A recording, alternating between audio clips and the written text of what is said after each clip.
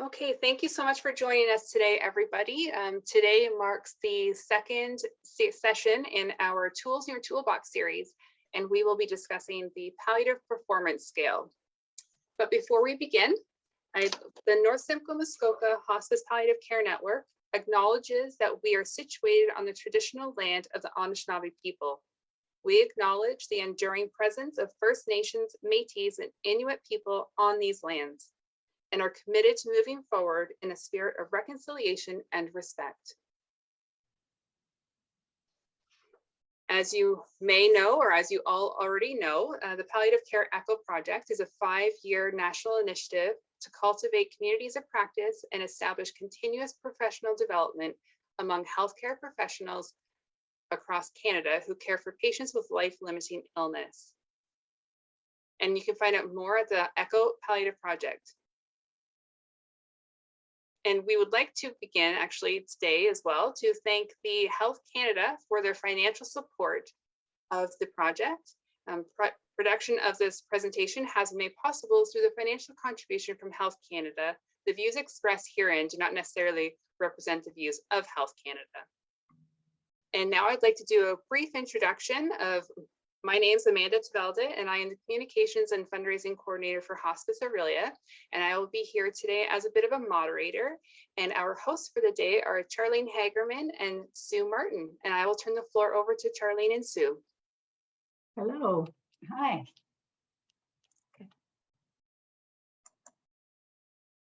Hi, my name is Charlene Hagerman, and I'm happy to be joining you today to participate in this presentation on the Palliative Performance Scale. I'm a registered nurse with my CNA certification in hospice palliative care, and I currently work as a nurse consultant with the North Simcoe Muskoka Hospice Palliative Care Network. I've been with the network for the past 11 years. My passion for hospice palliative care began during my time working as a nurse in the community as a visiting nurse. I found there was such a need for providing compassionate care through support and education of the patients and families I was providing care for. Now I'd like you to meet my colleague, Sue. Hello, I'm Sue Martin. I've worked with North Simcoe Muskoka Hospice Palliative Care Network for 8.5 years, really loving it. I'm a nurse. I'm CNA certified in hospice palliative care and an elite facilitator. My passion for palliative care also stems from my work as a community nurse. I enjoy the collaborative, multidisciplinary, and holistic approach to care that we provide to our patients, their families, and the healthcare workers. And it is our pleasure to be here with you today. I just want to remind you that this presentation will be recorded. So now that you know a little bit about us, we would really appreciate it if you could use the chat box and tell us a little bit about yourselves. Maybe let us know what role you are acting in, what discipline you have, and where you're calling in from. So we're just going to wait for a few minutes and get hopefully the chat box will tell us some information here.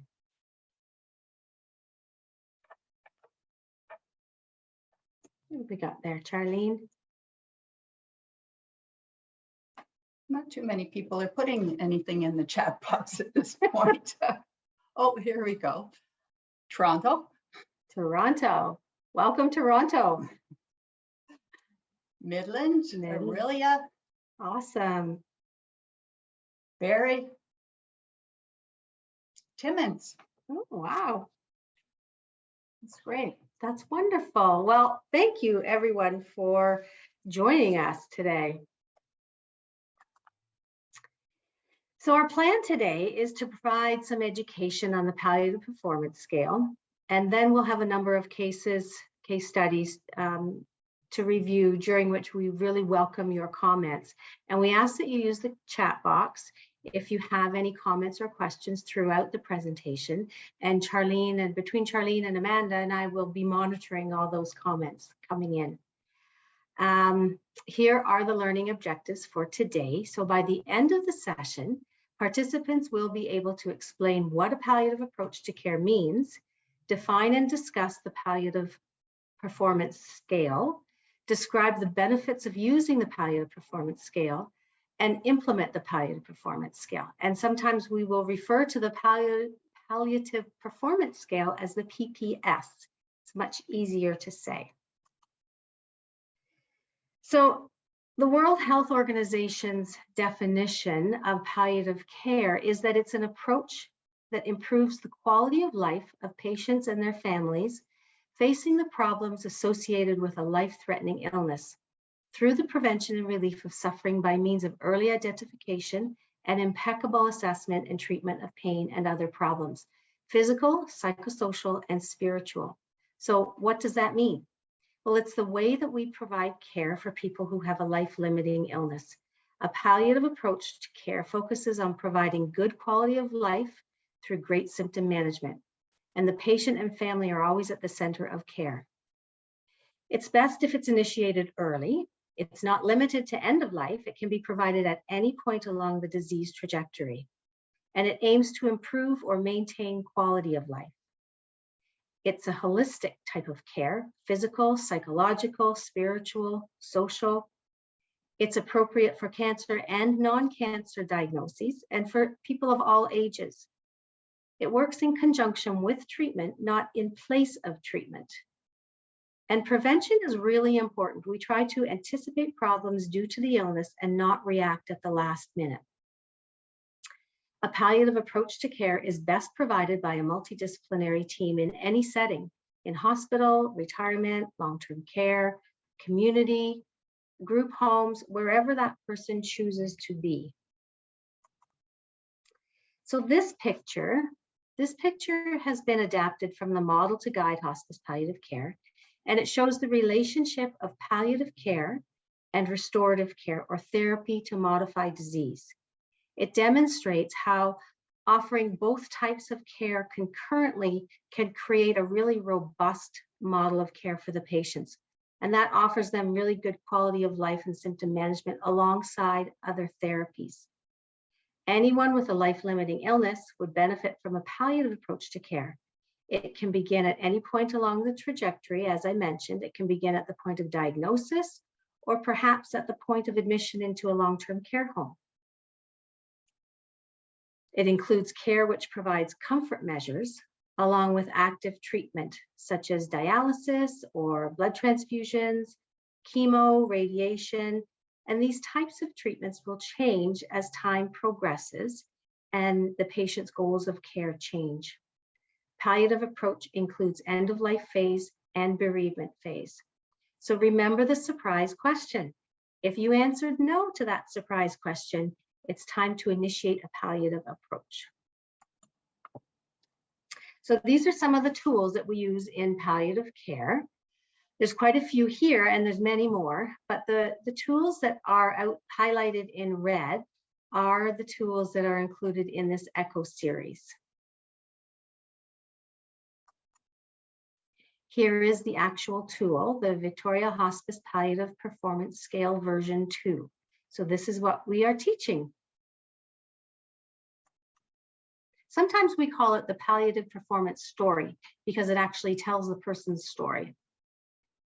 A little bit of background for you. The Palliative Performance Scale, or PPS, was developed by Dr. Downing and the Victoria Hospice Society.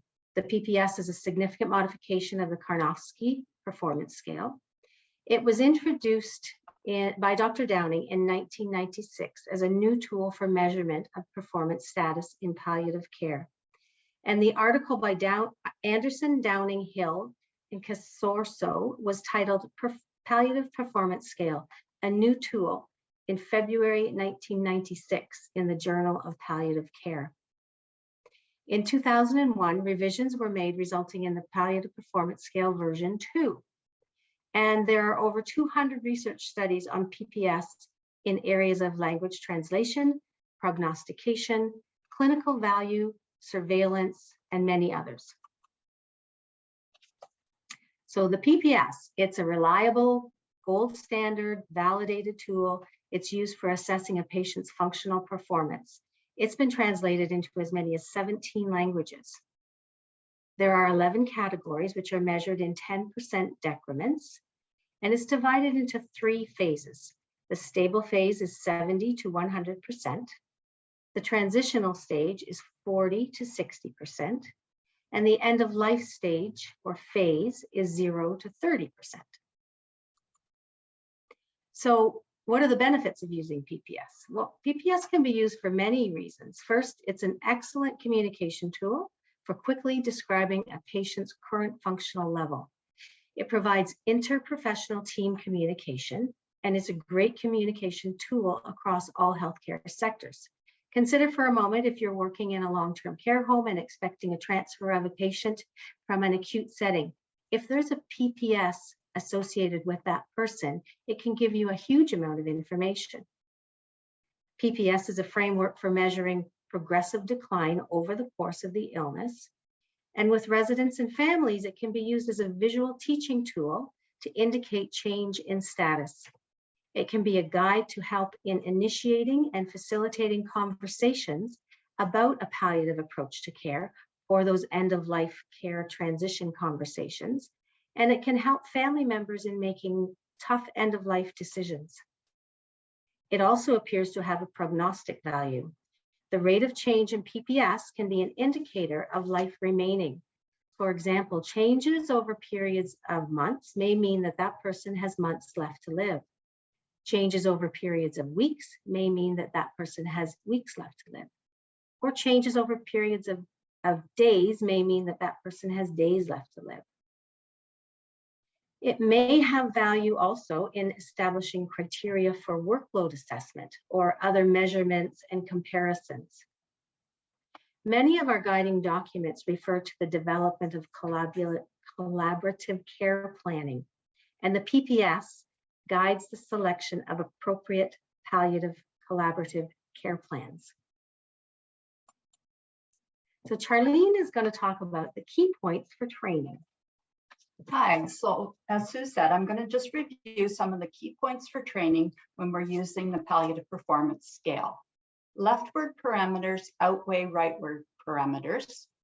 We always try to find the best fit horizontally.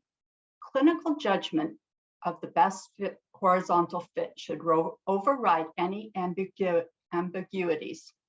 Definitions are important.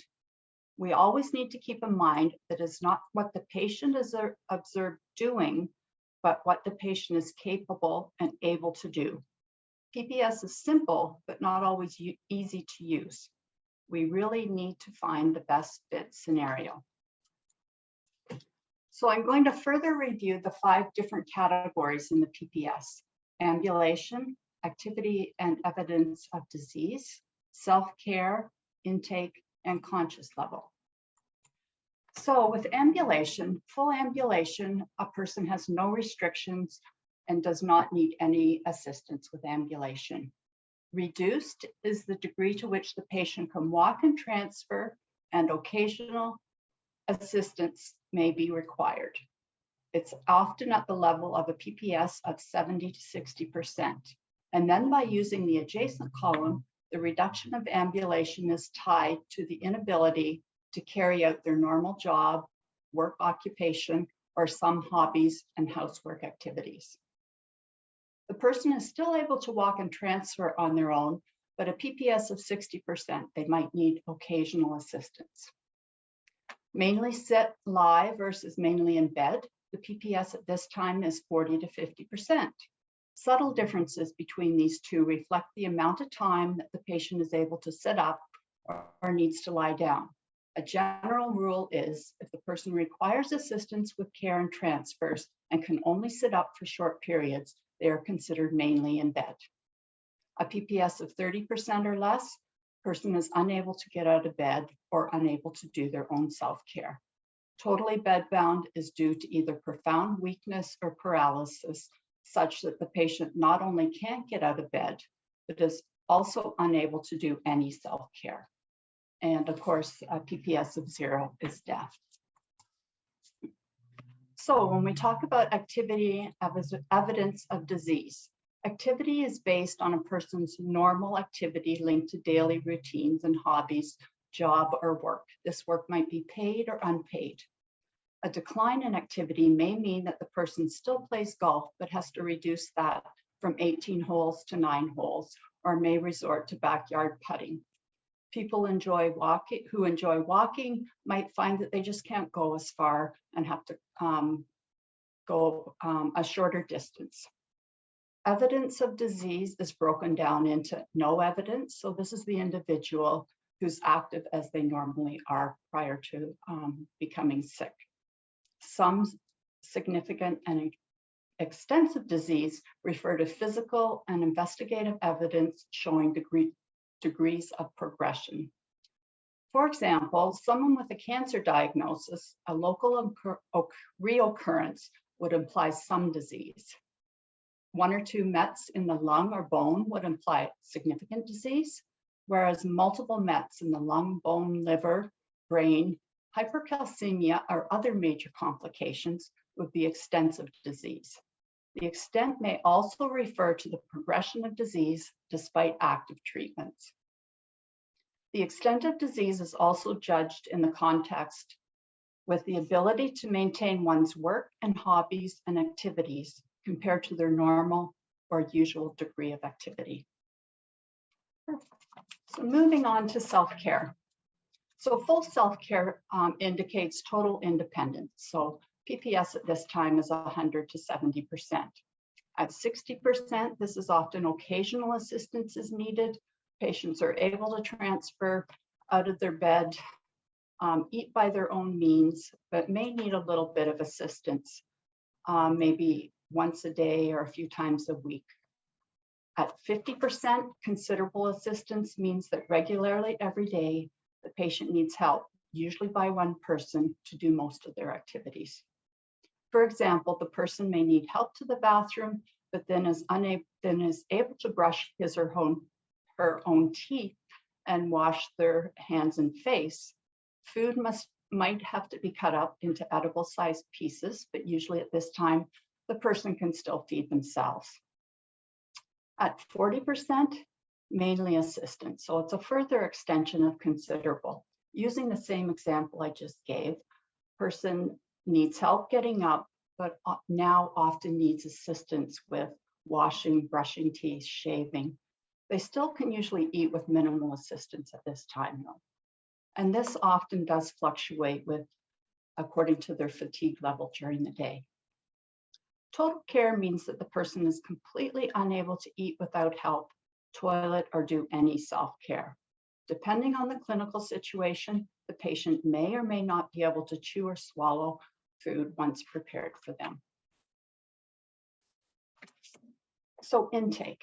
Changes in intake are quite obvious. With normal intake is the person's usual eating habits well healthy. Reduced means any reduction from that is highly variable according to the unique individual circumstances. Minimal refers to very small amounts, usually puree or liquid, which are well below nutritional requirements. And mouth care only, at this time, there's no oral intake at all.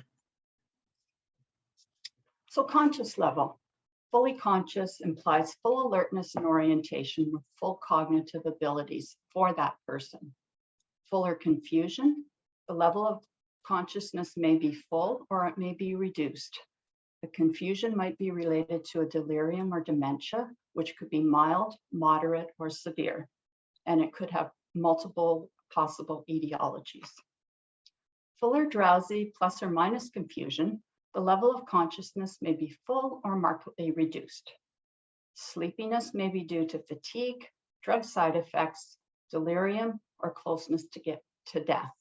Sometimes a patient may be in a stupor at this time. Drowsy or coma plus or minus confusion, a person has no response to physical stimuli. Reflexes may or may not be present, and the deep coma may fluctuate throughout a 24-hour period.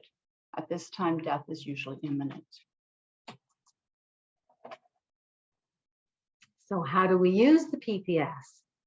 PPS scores are determined by reading horizontally at each level to find a best fit for the patient, which is then assigned the PPS score.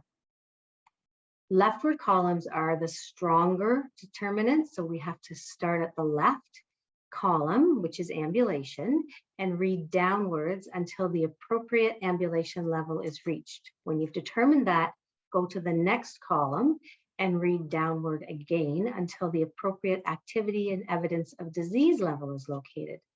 These steps are repeated until all 5 columns are covered before assigning the appropriate PPS. So a few things that we don't do: we don't add up the scores. I've had that happen before. And we don't break it into pieces based on different categories. We follow 10% decrements.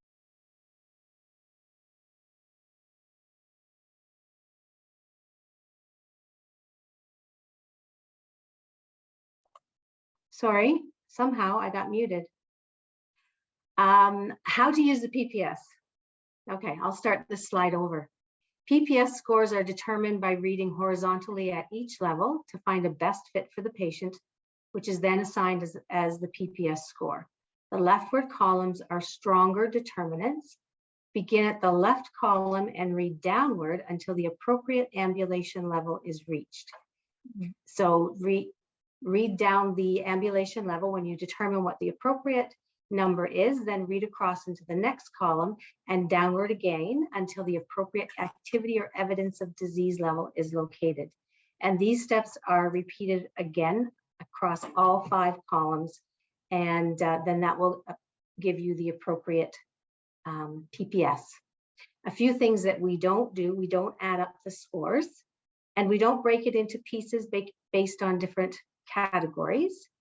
We follow 10% decrements. Choosing a half-fit value of PPS, such as 65 or 75, is not correct. It would have to be 60 or 70. So who should use the PPS? What are your thoughts around the PPS? Any healthcare provider can actually provide and use the PPS. The accuracy of PPS is based on understanding the definition of the words and how to apply them, how it's calculated, not based on the discipline or the role of the person using it. So any healthcare provider can use the PPS. A physician, a PSW, a pastoral care, social worker, anyone can use it as long as they understand how to use it. Family and patients at times benefit from using it as a visual to help explain changes and rationale for discussions at certain times. So when should the PPS be completed?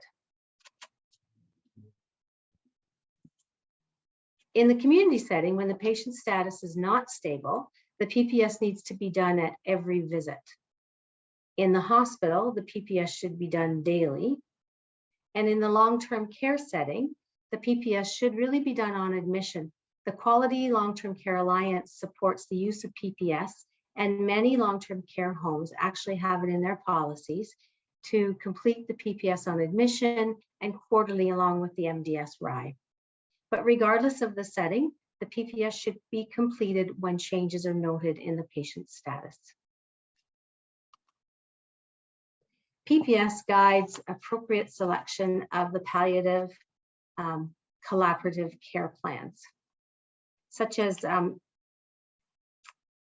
was just going to note that the Ontario Palliative Care Competency Framework really references the use of collaborative care plans. So all of our guiding documents suggest the use of these collaborative care plans. And PPS is a great tool to guide that.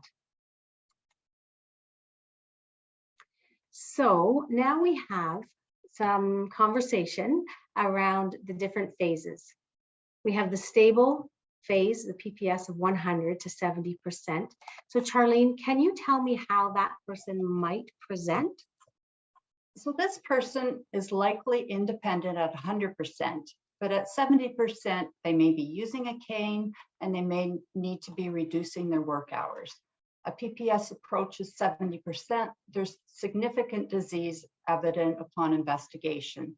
At this time, the appetite is often starting to decline as well. Thank you. Hope changes as the patient's disease progresses. So during this stable phase, it is an opportunity to start discussions and conversations about the patient's understanding of their disease and its management. This can lead into discussions about goals of care and advanced care discussions. This can also allow us opportunity to discuss the support team that's available, such as home and community care, maybe a palliative care physician is needed, or physio, and many others that can be available to support as changes are occurring. Now, the transitional stage is 60 to 40%. How would this person present, Charlene? Hi, this person will likely have a further reduction in ambulation. At this time, they might be using a walker or unable to participate in any hobbies or housework. Loss of independence is apparent in this phase. This is when a person may need alternate care arrangements, such as a retirement home or long-term care home, depending on the supports that are available to them where they live. Great, thank you. So what considerations should we take into account at this transitional stage or phase? It really is a difficult time. They all are, but most difficult this phase for patients because it impacts on all spheres of life. So it really reinforces that need for a holistic patient and family-centered care. At this phase, the patient usually requires increasing amounts of nursing care. So consider the psychological, the social, and the financial changes. This is when we would most likely be introduced to those patients requiring more care. Increasing educational needs of the family and the patient and the care team are noted, and case conferencing is really helpful. Advanced care planning discussions and essential conversations about patients' wishes, beliefs, and what their goals for care include are really important considerations to include. So these steps will help to guide the development of a plan of care to manage the patient's disease progression. Now, end of life phase, that's PPS of 30% or less. Charlene, how would this person present? So at this time, the person is bedbound, requiring total care, and will have a progressive decline in their oral intake. We see a declining level of consciousness, and the patient at this time may have some confusion, and they may be actually slipping into a coma as death approaches. Right. So what considerations should we keep in mind in the development of a collaborative care plan at this point? Well, effective communication, again, is necessary to facilitate those end-of-life discussions that are related to the cultural and the spiritual values, the beliefs and practices at end of life, the emotions and the fears, exploration around past experiences with death and loss are really important, and clarifying those goals of care, and also the family preference related to direct care involvement. Some families are hands-on, and some prefer not to be quite so hands-on. Other considerations would be educating and sharing information with individuals and their families about the reconciliation of medications to meet the individual's needs. Consider, are there strategies in place to support the medication needs, such as a symptom relief kit? Is there an alternate route of the medication, perhaps a sub-Q route? Reviewing potential symptoms is really important. Physical signs of impending death, discussing the vigil practices, the self-care strategies, identification of a contact plan for family when death has occurred is really important.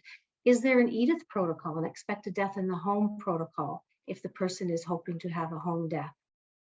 And what care of the body after death would be appropriate according to that person and family's beliefs? As previously mentioned, there are over 200 article reviews related to the PPS, and we found two of particular interest that we'd like to share with you. So Charlene's going to talk to you a little bit about this first study. Okay, so the first article that we're referencing here is a very current article from 2020, taken from the journal called Palliative Medicine. The article itself was entitled "The Palliative Performance Scale Predicts Mortality in Hospital Patients with COVID-19." So very relevant in the world that we're living in right now. The aim of this study was to evaluate whether pre-admission PPS scores would be a predictor of outcomes. It's a US-based study, and it was just in one public hospital in the New Jersey area. The study group contained 374 eligible participants over the age of 19 admitted to hospital with a diagnosis of COVID-19. Overall, the mortality rate of this group was 31%, but the mortality rate increased to 81% in those that had been intubated.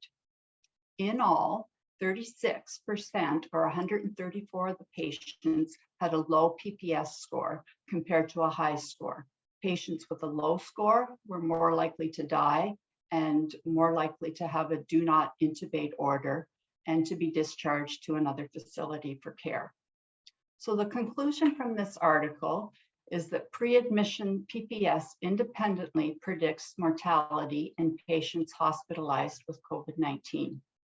The improved predictors of mortality can help the clinicians caring for patients with COVID-19 to discuss prognosis and provide appropriate palliative care, including decisions about life-sustaining therapy. So this was just kind of a very brief overview, but I did find this article very good and quite relevant, and I'd really encourage you to take a further look at this article.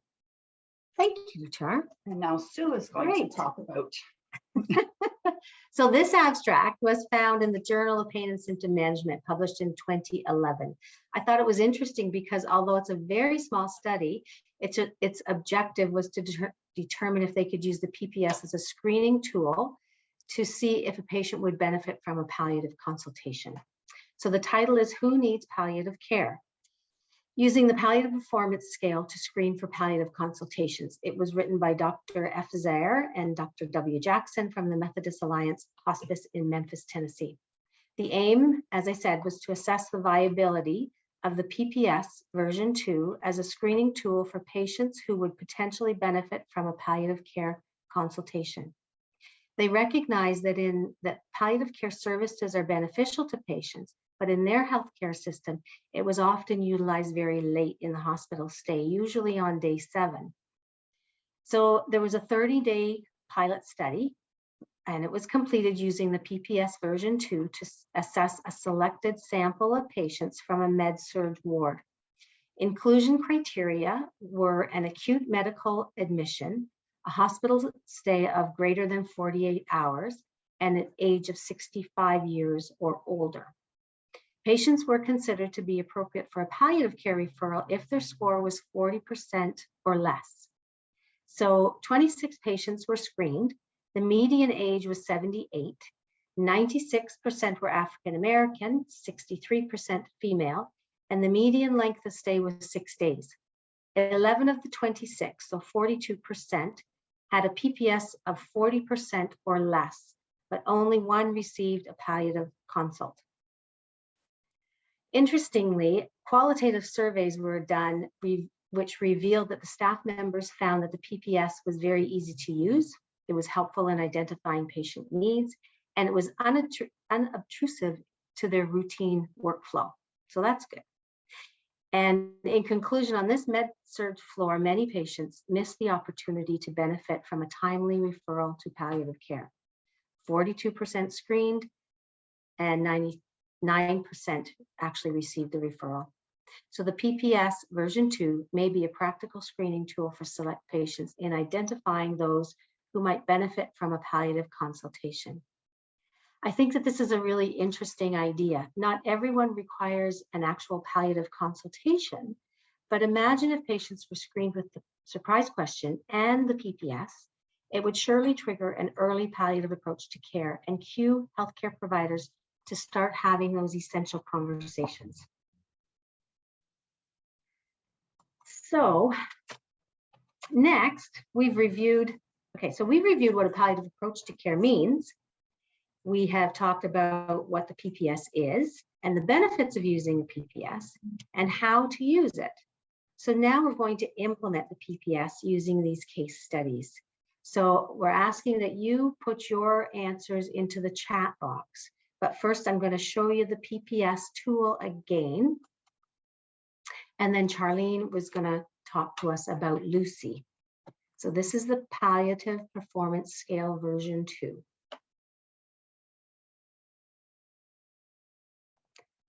Okay, Charlene.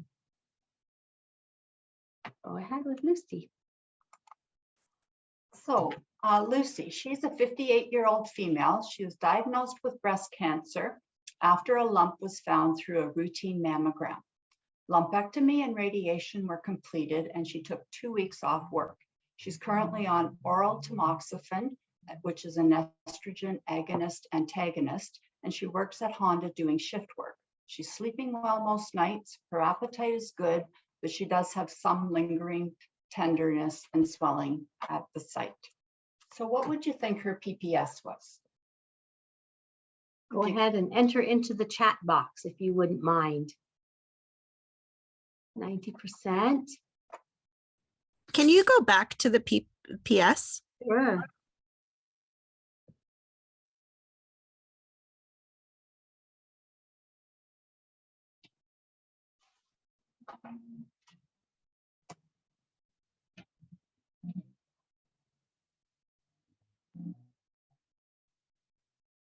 Any other thoughts on what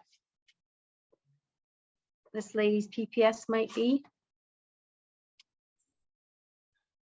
100%, 90, 80 to 90, 70. I'm glad you didn't say 85. All right. So the PPS that we came up with this case study is actually 90%. And the reason that we say this is she does have full ambulation. She is doing normal activity and work, referenced by her going back and doing shift work at Honda. Some evidence of disease, and that's probably from the surgery. She has some tenderness, residual tenderness. So we put her at a 90% at this time. Great work. Okay. Any questions about Lucy at all? Okay, so case study 2. George is an 88-year-old male living in a retirement home. He's diagnosed with metastatic prostate cancer to the bone. He walks to the dining room for 3 meals a day, but he often forgets his walker. He enjoys snacks and visiting with other residents each afternoon. He does have some short-term memory loss. He requires assistance with shower, but this assistance is just mostly with his back and his feet a couple times a week. So what do you think George's PPS is?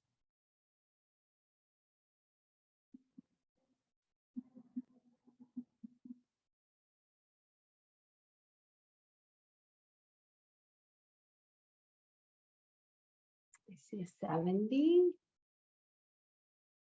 80, 60.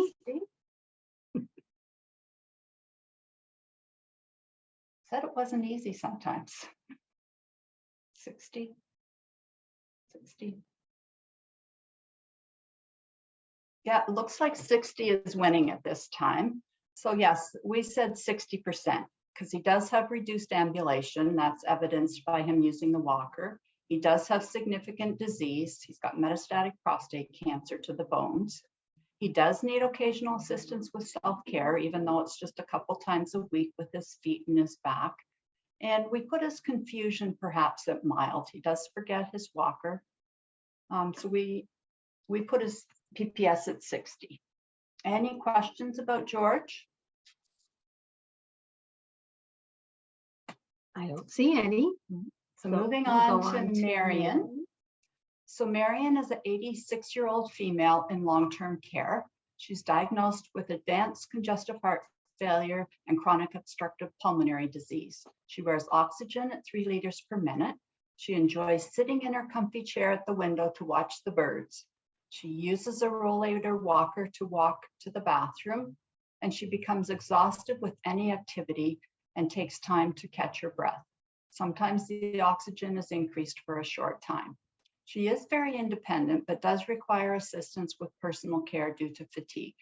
She often spends the entire afternoon resting in bed, usually has tea and toast at breakfast, skips lunch, and then about 50% of her dinner is taken in her room.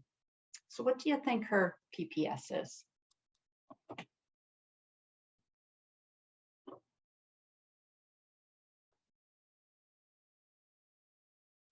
I can flip back to the actual tool if you like.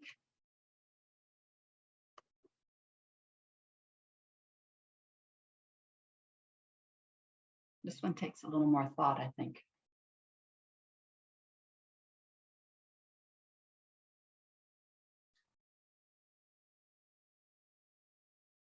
See, 40 and 50. 50, 40, 30, 50. I think 50's ruling. You guys are good.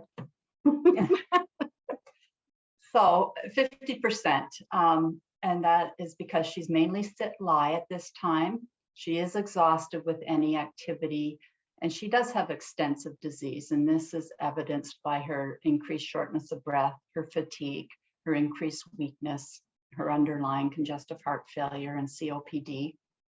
She requires assistance with personal care due to fatigue, even though she does try to be independent. Her intake is low. I would say it's less than 50% at this time.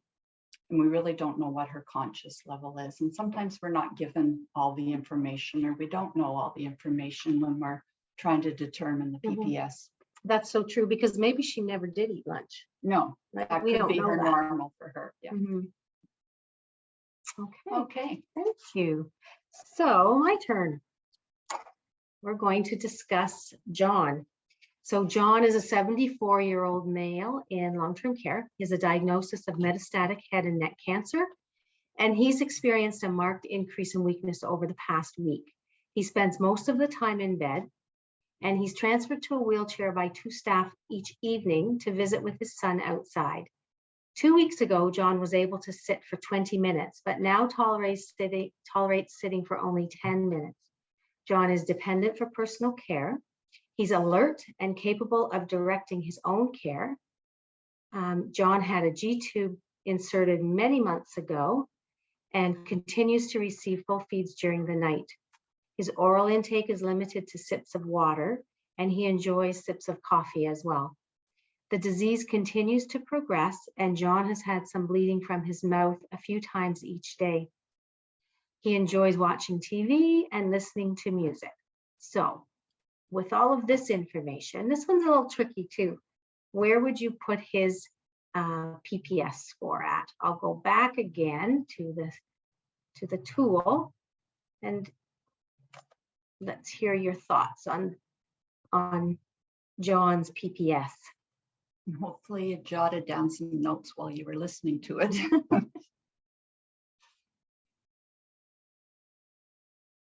So we have a 20, a 30, another 30,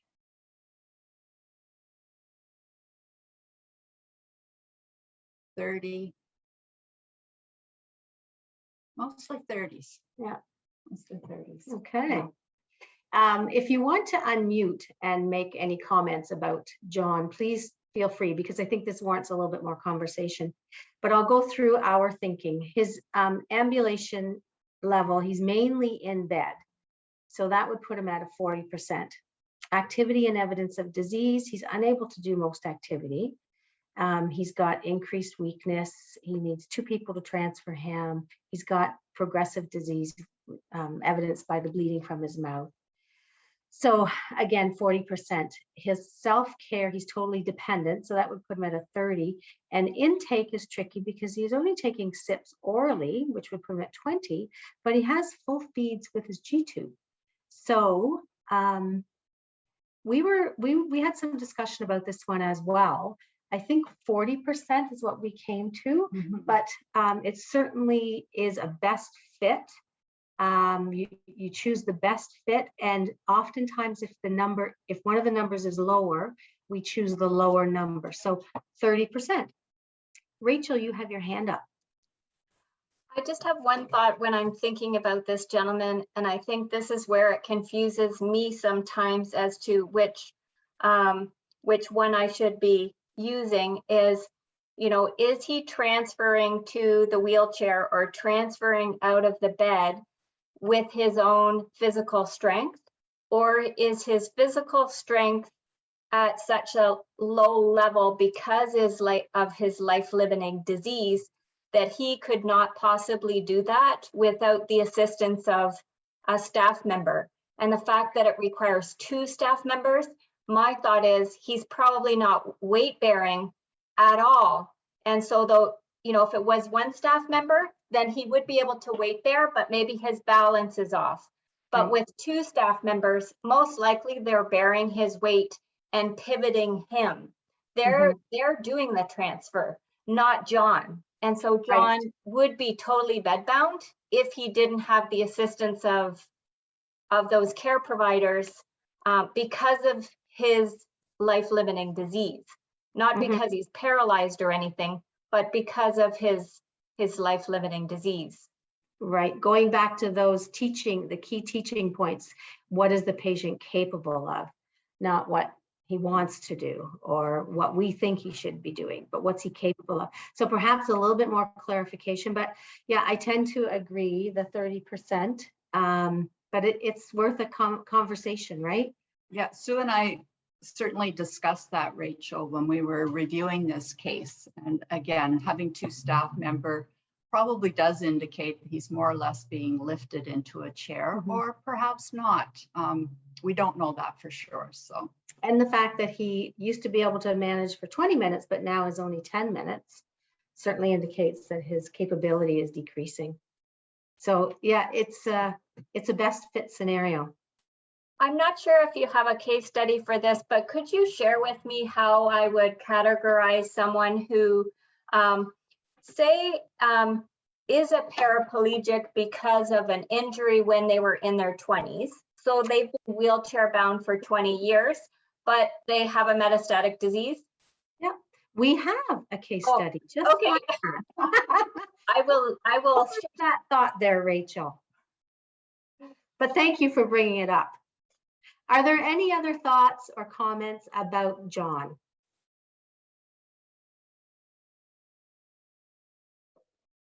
Okay, so let's move on to Agnes. Agnes is 91 years old.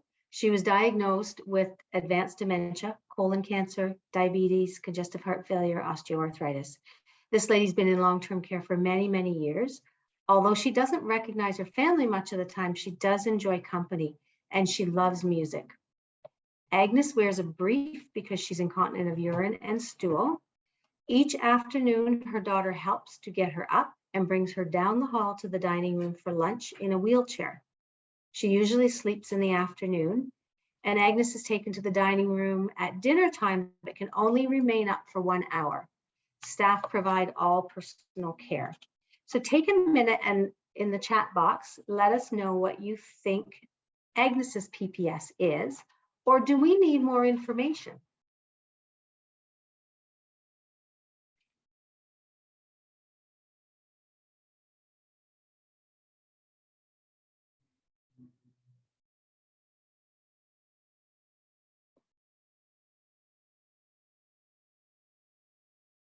Here we go.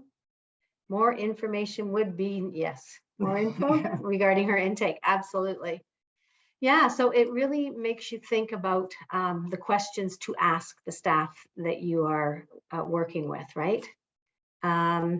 Based on the information that we have, we put her at a 50% because she's mainly a sit-lie and the ambulation is the stronger determinant. Her activity and evidence of disease, she's unable to do any work. She has advanced dementia and colon cancer. It sounds as though she's fairly stable at this point, but her self-care, she's totally dependent. We don't know if she feeds herself, and we know she goes to the dining room, but we don't know exactly how much she's eating. Her conscious level, well, she's alert at times and very confused at other times. So we did put her at a 50%, but we would want to know a little bit more information about Agnes, for sure.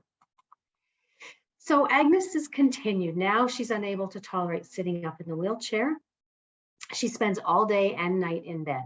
Some days staff report blood clots in her brief, so we know she's got some rectal bleeding related to her colon cancer. She's eating small amounts of soft food, but she must be fed. So now where would you put her PPS?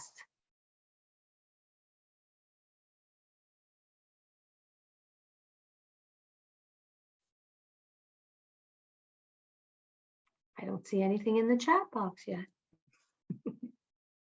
There we go. 10. 10. Okay. 20. 20.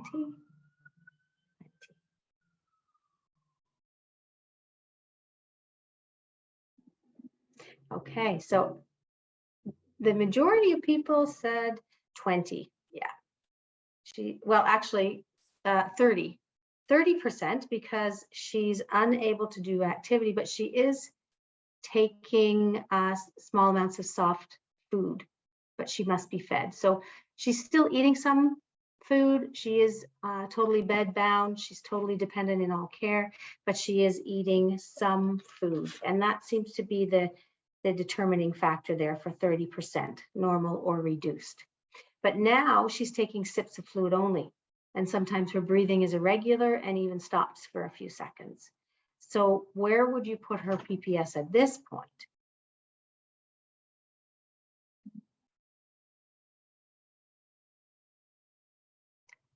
Yeah, 20%, because she's taking minimal, her intake is minimal to sips. And that's the sort of the determining factor there. And then as time goes on, she's not taking anything at all by mouth, and she's sleeping most of the time. Her legs and feet have become mottled. So I think it's pretty clear that she would be, yeah, 10% is where most people are saying, and she's approaching end of life. Yeah. Thank you for that input. We have one more case study. So this is Peter. He's a 46-year-old male. He's been paraplegic from an accident since the age of 8. He's recently been diagnosed with stage 3 non-small cell lung cancer and will be undergoing chemo and possibly radiation treatments. Peter was previously independent with his transfers and personal care, but is now finding that he fatigues more easily and requires assistance getting back to bed at the end of the day. Peter's appetite remains good. So what do you think Peter's PPS would be at this point? And again, this, if you have any questions or comments to make, feel free to unmute. This one can sometimes create a little bit more conversation as well. But we'll look in the chat box first.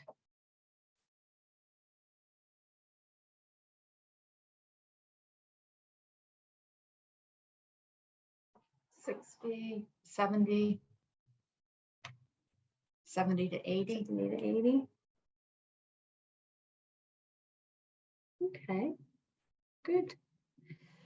We put him at 70%.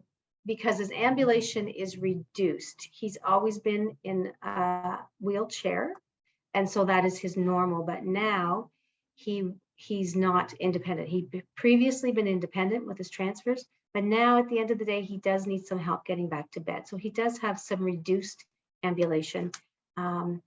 His activity and evidence of disease, he certainly has extensive disease related to the stage 3 lung cancer.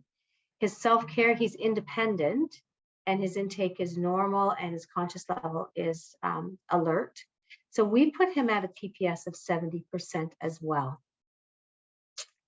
Any thoughts around that? I do find that there are certain situations where people figure because the person is in a wheelchair, their ambulation is reduced. But if that is their normal, then that's where we start from. Any questions, thoughts about Peter or any of the case studies? I just have one thought about Peter. I made the error in just zooming across the different components a little bit too fast. So I read that he needs a bit of assistance with ambulation, but then I scooted right over to self-care and kind of considered self-care in the same space as ambulation, thinking he needed assistance. Although, you know, ambulation and self-care are two very different things. And so I had him in a lower score simply because I confused the two. I put them together, and really I need to consider them uniquely and independently. Yeah. Yeah, good point. Thanks, Rachel. Okay, so that concludes our presentation. We have just a few minutes left if there are any questions, but we really, in case anybody has to leave quickly, we really wanted to take the opportunity to thank you so much for joining us today. We appreciate the time that you've taken out of your busy day. And we'd like to remind you to complete the feedback survey, and also to join us for the next presentation in this ECHO series, Tools in Your Toolbox, which is November 25th from 1 till 2 for the Edmonton Symptom Assessment Scale. So thank you so much from Char and myself. And if anyone has any questions, we're happy to try and answer them. Is anyone using the PPS code, the end of life in MDS?